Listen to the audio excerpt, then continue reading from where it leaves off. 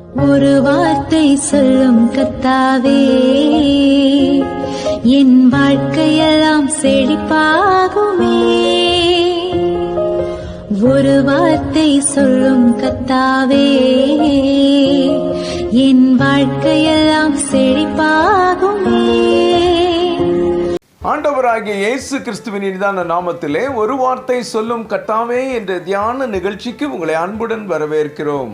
ஏறக்குறைய 15 நாட்களுக்கு பின்பு உங்களை கர்த்தருடைய வார்த்தை மூலம் சந்திப்பதிலே மிக்க மகிழ்ச்சி அடைகிறோம். பல்வேறு இடங்களுக்கு நெடுந்தூரமாய் பிரயாணப்பட்டு கர்த்தருடைய ஊழியத்தை நிறைவேற்றும் பாக்கியம் கிடைத்தது.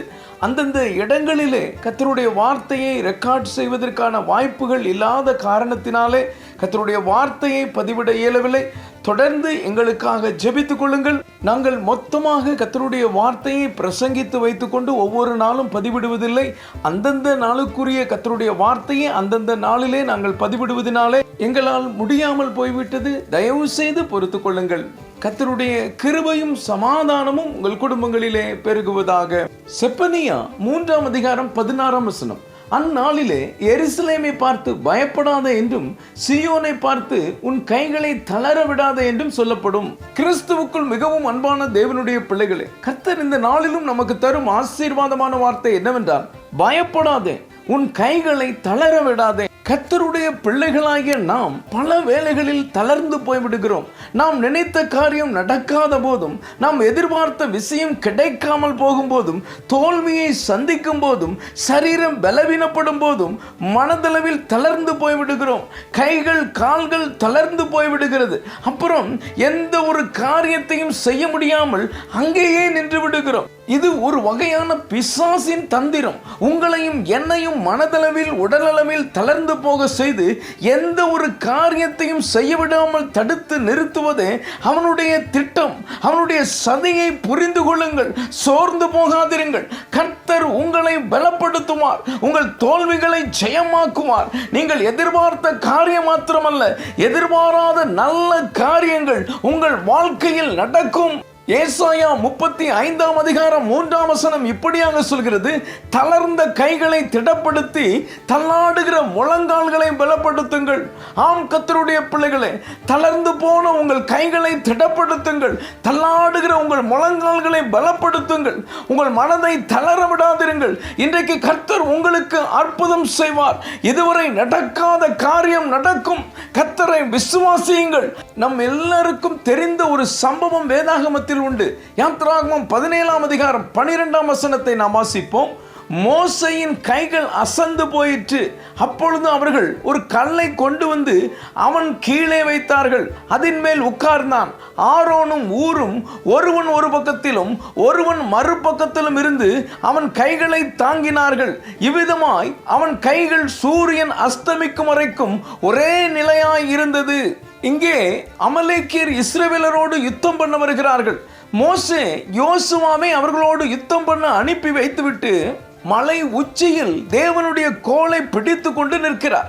மோசேயின் கைகள் தளர்ந்து போகிறது. அப்படி தளர்ந்து போகும்போது அமலேக்கியர் மேற்கொள்கிறார்கள். இதை பார்த்த ஆரோனும் ஊரும் மோசேயின் கைகள் தளர்ந்து போகாதபடிக்கு தாங்கி பிடிக்கிறார்கள். இப்பொழுது யோசுவா முன்னேறி செல்கிறார். அந்த நாளின் இறுதியில் இஸ்ரவேல் ஜனங்கள் ஜெயத்தை பெறுகிறார்கள். என கண்பான தேவனுடைய பிள்ளைகளே, நம்முடைய அனுதின வாழ்க்கையில் நம்முடைய கைகள் கால்கள் தளர்ந்து போய் மனதளவில் சோர்ந்து போகும்போது பிசாசு நம்மை மேற்கொள்ள பார்ப்பான். நம் கைகளை தளர விடக்கூடாது. பிரச்சனைகள் வரும், போராட்டங்கள் வரும், தேவைகள் வரும். இவைகளை கண்டு மனம் தளர்ந்து விடக்கூடாது. இந்த உலகில் பிரச்சனைகள் இல்லாதவர்கள் யாரும் இல்லை. எல்லாருக்கும் ஏதாவது ஒரு பிரச்சனை இருக்கும். அதை விடுத்து எனக்குத்தான் பிரச்சனை என்று சொல்லி மனதை தளர விட்டு விடக்கூடாது. நமக்கு உதவி செய்ய நம் கர்த்தர் இருக்கிறார். அவர் நமக்கு ஜெயத்தை தருவது நிச்சயம். அதே நேரத்தில் நம் கைகளை தளர விடாமல் உயர்த்தி பிடிக்க வேண்டியது நம்முடைய கடமை.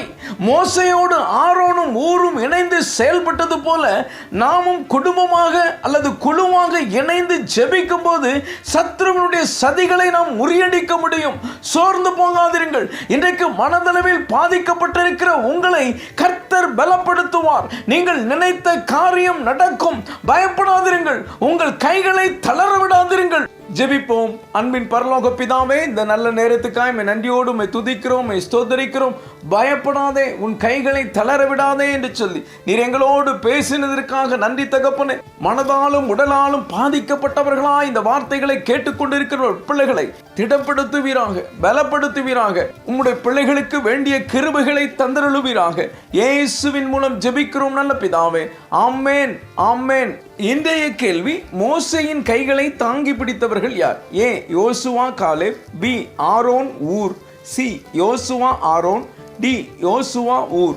கடந்த நாளிலே கேள்வி நேரத்தில் கலந்து கொண்டு பதில்களை அனுப்பி கொடுத்த அனைத்து கர்த்தருடைய பிள்ளைகளையும் கர்த்தர் தாமே ஆசீர்வதிப்பாராக. இந்த கர்த்தருடைய வார்த்தை உங்களுக்கு ஆசீர்வாதமாக இருந்திருக்குமே என தயவு செய்து லைக் பண்ணுங்கள். உடைய நண்பர்களுக்கும் உறவினர்களுக்கும் வாட்ஸ்அப்பில் இருக்கிற அனைத்து குழுக்களுக்கும் அனுப்பி கொடுங்கள். கர்த்தர் உங்களை ஆசீர்வதிப்பாராக.